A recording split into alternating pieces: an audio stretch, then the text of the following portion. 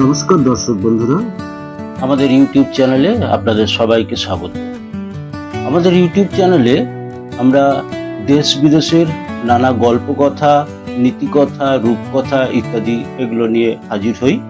প্রত্যেকটি গল্পের মধ্যেই আছে কিছু নীতিবাক্য, কিছু উপদেশ কথা, যেগুলো আমাদের প্রত্যেক দিনকার জীবনে খুবই দরকারি এবং গুরুত্বপূর্ণ। এগুলো জানা থাকলে পরে আমাদের দৈনন্দিন পথ চলা অনেকটা সহজ হয়। আসুন, আজ আমরা নতুন একটি গল্প নিয়ে হাজির হয়েছি। সঙ্গে রয়েছি আমি, বিকাশ নিয়োগী। খরার মধ্যে ভাঙতে বসেছিল একটা গোটা পরিবার। বিদ্রোহ করলো 5টা হরিণ। দলপতি কি পারল পরিবারটিকে রক্ষা করতে? আসুন, জানতে হলে দেখুন আজকের গল্প, যার শিরোনাম দলাধিপতির হাল।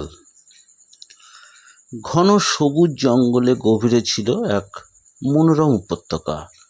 সেখানে বাস করত একটা বড় হরিণ এবং তার পরিবার। প্রায় 20টি হরিণ, সঙ্গে বাচ্চারা, শান্ত ছন্দময় জীবনে অভ্যস্ত সবাই। এই দলের কর্তা ছিলেন এক প্রবীণ বয়স্ক হরিণ, যার নাম ধরা যাক ধবল। বয়স হয়েছে বটে, কিন্তু চোখে ছিল তীক্ষ্ণ চাহনি, মনে ছিল বহু বছরের অভিজ্ঞতা।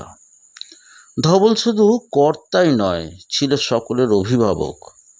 সে জানতো কখন কোন পথে হাঁটতে হয়, কোথায় শিকারির ফাঁদ থাকে, কখনই বা ঝোপের আড়ালে চিতার চোখ জ্বলজ্বল করে। তবে এইবার হঠাৎ এক খরা শুরু হলো। মাসের পর মাস বৃষ্টি পড়ল না। গাছের পাতাগুলো ঝরে পড়ে গেল, ঝর্ণাগুলো শুকিয়ে কাঠ হয়ে গেল। চারিদিকে যেন মৃত্যু হেঁটে বেড়ায়। বাচ্চা হরিণগুলো দুর্বল হয়ে পড়ল। মায়েরা কাঁপা গলায় বলল, জলের জন্য কিছু একটা করতে হবে। তখন দলের কয়েকজন তরুণ হরিণ সামনে এসে দাঁড়ালো। তারা বলল, ধবল কাকা, আপনি তো বুড়ো হয়ে গেছেন, এইভাবে বসে থেকে কিছু হবে না।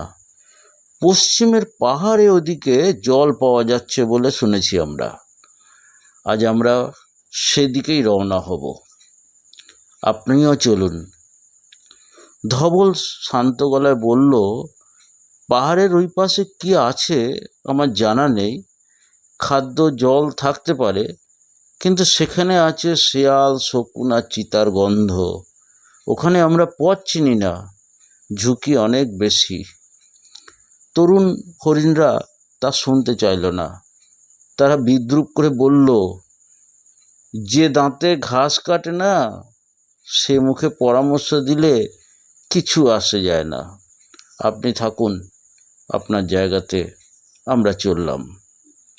সেই রাতেই 5জন তরুণ হরিণ দল ছেড়ে বেরিয়ে পড়ল।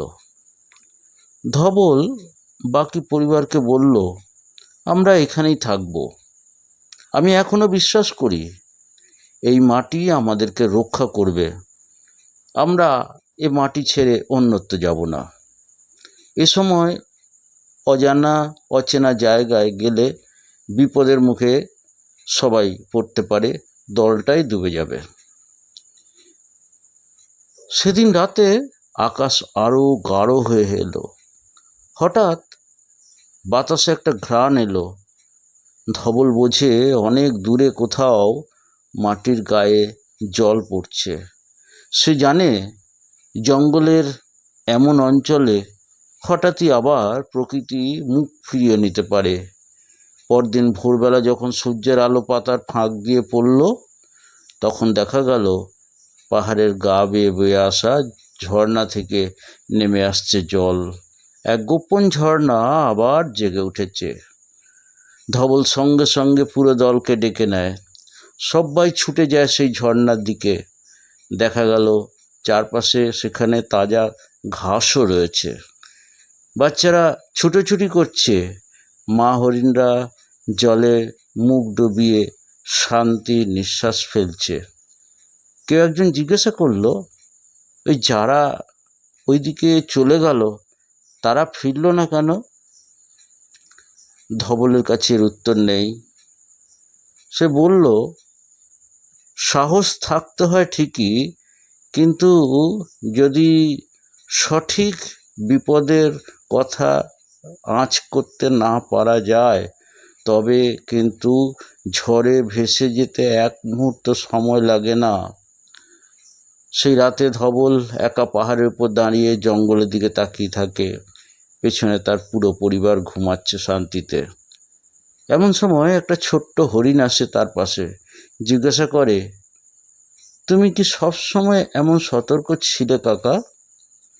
ধবল হেসে বলে, আমি সতর্ক নই রে, আমি শুধু হাল শক্ত করে ধরে রাখি, কারণ আমি জানি কর্তা যদি নিজের হাল না ছাড়ে সংসারে বিপদ আসলেও তা মোকাবিলা করার পথ খুঁজে পায়।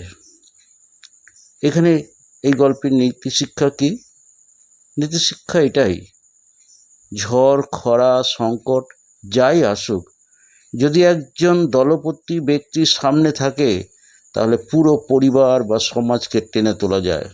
সংসারে কর্তা শুধু পথই দেখান না, তিনি নিজেই সেই ভিত্তি যার উপরে দাঁড়িয়ে থাকে পরিবার, লড়ে যায়, বেঁচে যায়।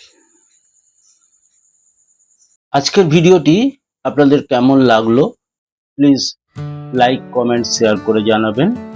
আমরা আবার নেক্সট ভিডিওতে এসে হাজির হচ্ছি। ততক্ষণ পর্যন্ত আপনাদের কাছ থেকে বিদায় নিচ্ছি। দেখা হচ্ছে পরের ভিডিওতে।